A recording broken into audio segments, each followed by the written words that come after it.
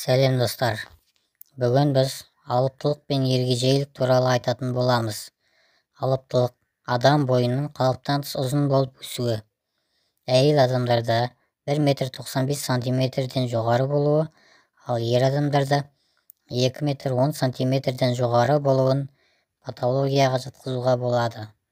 Бұл ауру кезінде бас сүйекте түрі кешігінде орналасқан гипофиз безінің ісігінде, яғни аденомасында ауру пайда болады. Гипофиз безі өсу гормонының шамадан тыс бөлуі әсерінен адамның бойы ұзын болып өсе береді. Бірақ бойы ұзын адамның бәрін ауру деп те айта беруге болмайды. Олардың генетикасына да қарау керек. Арғы ата тегінде бойы ұзын адамдар болған-болмағанын тексеру керек. Волейбол, баскетбол ойнайтын ойыншылардың бойы көбіне ұзын болып келеді.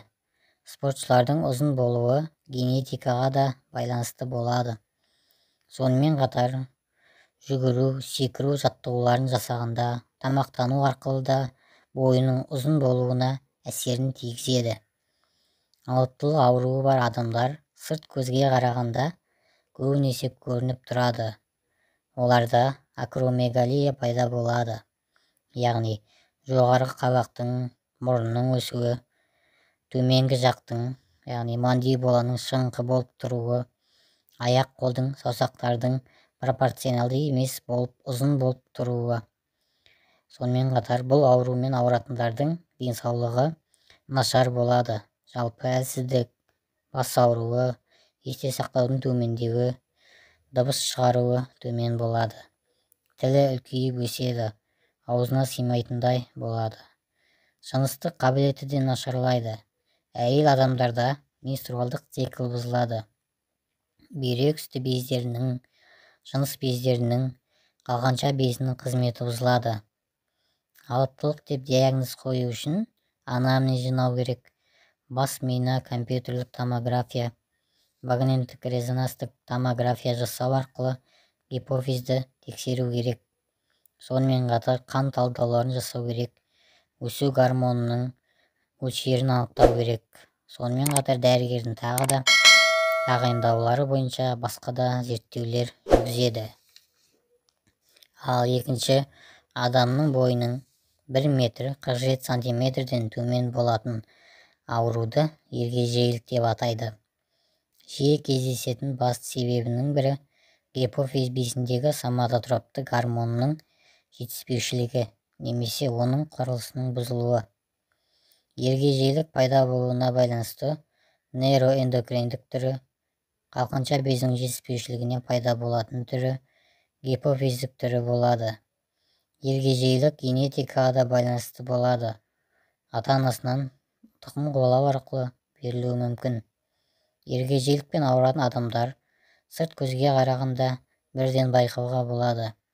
Бойы кішкентай, баланың бойымен сәйкес, ал басы үлкен кісінің басындай үлкен болады. Қол аяқтары қысқа, пропорционалды емес, кейбіреуінде қисайған болады.